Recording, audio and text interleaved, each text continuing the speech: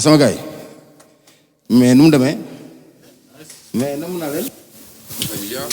c'est très fort dégg naa fi ngeen dugg léegi mais avant tout maa ngi lay corona. bon ok c'est Sima Group na woon foo woon du ma leen ko wax. conception album bi mooy dañu am ay xarit un peu partout dans le monde.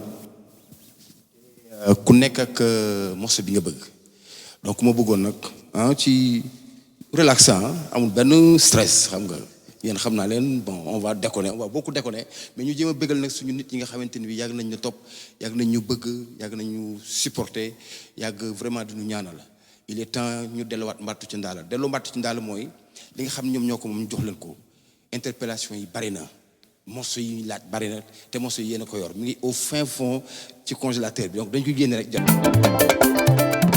président jiite wala sa soxna si. kësam kësam. hey lu ci wàññi dara.